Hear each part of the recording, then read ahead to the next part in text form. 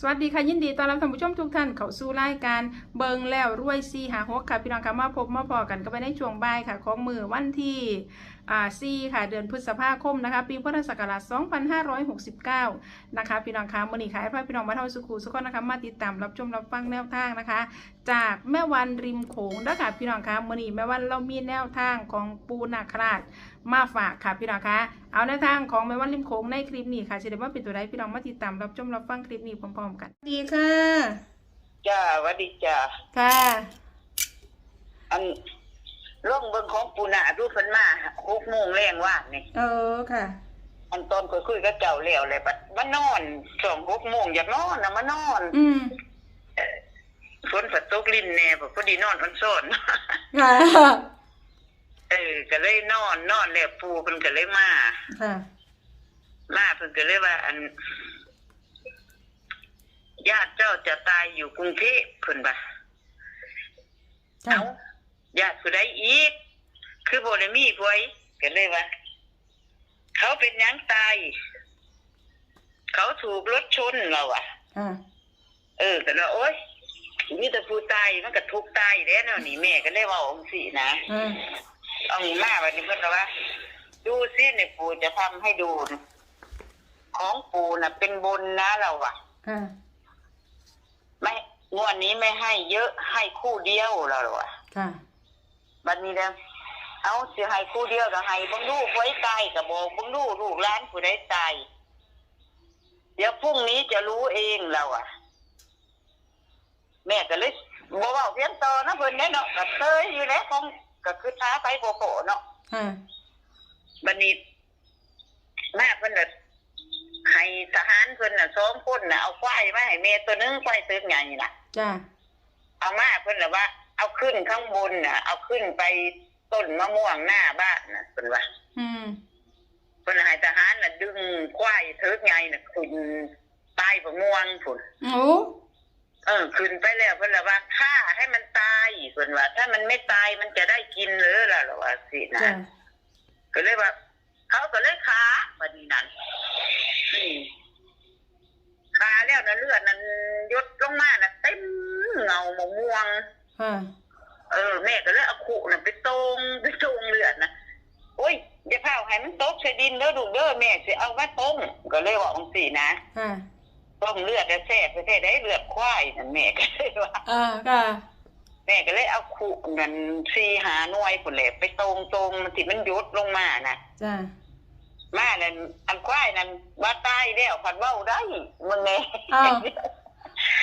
มันเอาห้องมันว่าโอ้ยอันย่ำใดก็สิขาจะกูเนาะย่ำใดก็สิขาจะกูเนาะว่ามันเว้านั่นนี่นะอันตายแล้วบ่แหละคือจังเว้าอยู่ก็คือเลือดเต็มอยู่ก็ตายเด้มันก็เลยว่าหักเว้ามันให้มันได้ยินนะแม่ก็เลยเมื่อสิมาโอ้เพิ่นให้เด็กควายเด็กบุญเนาะอันนี้เนาะเพิ่นก็เลยวางสินะเอาขึ้นสูงในต้นมะม่วงพุ่นบัดนี้เขาโยนลงมาแล้วมาคู่อันนั้นสินั่นเต็มบ่ได้ใส่แค่บ่ได้ใส่หยังอยู่ในขี้ดินย้ายอยู่ย้ายค่ะพวกนี้มีดินติดบ่มีหยังแม่แล้วเอาอันเข่งนั้นไปเก็บใส่บ้านนี่ใส่เนื้อนะเก็บใส่ไว้เรียบร้อยเด้ก็เลยหูมือเนาะหูมือเลยเพิ่นหายเด็กควายเนาะอันนี้แม่ก็เลยอยากลงเรียกควายของเพิ่นเบิ่งบาดนี้นะเรียกควายของเพิ่นน่ะเอา209ตัวเดิม209ค่ะมันบ่ออกงวดเมื่อกี้อย่างมันมางวดเนี่ยเด็กก็509ค่ะบาดนี้นั้นโต609นี่คือเห็นอยู่ในเนื้อควาย609นะเห็นตัวเล็กอยู่ในเนื้อควายเพราะว่าแม่เก็บเนื้อเขาเคียงมันเป็นตัวเลขเลือดมันเป็นตัวเลขนะค่ะ609จ้ะตัวรักของเพิ่นเด้อเพิ่นเฮ็ดให้เบิ่งในเนื้อน่ะแต่509ครับอันตัวนั้นกับ209น่ะเฮากันไว้เนาะจ้ะเพราะว่างวดเมื่อกี้เพิ่นก็ว่าเพิ่นบอกคัดอยู่อันบัดนี้มันบ่ออกจะบอกเพิ่นสิมาออกงวดนี้แม่ว่าจ้ะ ก็เลยลงของปูนาคเนี่ยบัดนี้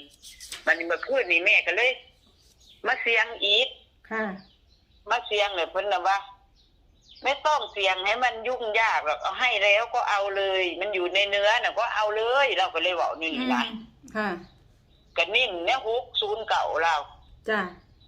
ตัวสุกอื่นเอาเป็นรองจ้ะด้านนี้ปูบ่ได้มาเด้อเพิ่นว่าปูน่ะจะไปธุระอยู่ติดธุระหลายเพิ่นก็เลยว่าจังซี่หากบ่ว่าติดธุระไปหยังเพิ่นก็บ่ว่าฟังแม่ก็บ่โสเพิ่นเนาะค่ะแต่เลยลงของปูนาก็บ่มีโค้งสุดท้ายบ่มีสรุปบ่มีหยังแล้วเว้านะเอาตัวตรงของเพิ่นบัดนี้บัดของภูขาวนี่32นี่มันจะมาล่างบ่จักเนาะเบิ่งแล้วรวยเนาะจ้าแม่นพอวันแล้วค่อยมาเสียงมาเพียงแล้วนั่นข่อยละฟันว่าโดงข่อยนั่น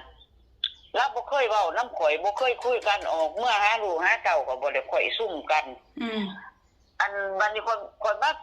เสียง32ก็ข่อยละฟันว่าเมื่อบ้านลูกเมื่อแหละแล้วน่ะมานั่งคุยน้ำข่อยน่ะเว้าจนบ่นี้มาถามเฮาน่ะนั่งอยู่ในแค่ก็ถามเว้าคุยเว้านัวหัวมวนนำแม่หั่นนะจ้ะเว้าแล้วล่ะว่าหลายปีเลยลูกเต้าเขามาอยู่นำกันจนหลานใหญ่แล้วว่ะคิดมักเจ้าอยู่แต่หึงหักบ่กล้าเว้าแล้วว่ะบัดนี้นั่นมื้อนี้น่ะมักแล้วว่ะมักเลยให้คุยน้ำแม่ให้เว้าน้ำแม่อย่าหนีป้าเด้อแล้วว่ะแล้วเรานั่งอยู่ในบ้านในหน้าบ้านลูกสาวแม่น่ะก็นั่งซุ่มกันกับเราค่ะหรือว่าเลขเขาโตเฮาซื้อนี่บ่เฮาอ่ะซื้อไว้แล้วติเดี๋ยวนี้แม่มันก็ซื้อเอกชนเด้แต่ว่าลอตเตอรี่ข่อยยังบ่ได้ลงไปว่าสิไปมื้อนี้พอดีร้านน่ะตายเบิ่งแน่อยู่ร้านผู้นี้อยู่ไสอยู่กรุงเทพนี่จ้ะว่าอยู่กรุงเทพฯมันแล้วเขาสิเอาศพมาฮอดตอนดึกให้อยู่ในบ้านนี่แหละอยู่บ้านเจ้าของแหละถูกรถต่ำคือเพิ่นว่าบ่ล่ะรถชนมันแบบว่ามันขี่มอเตอร์ไซค์ไปส่งของน่ะรถใหญ่รถพ่วงชนมาแม่นตายแท้เด้ว่าโอ้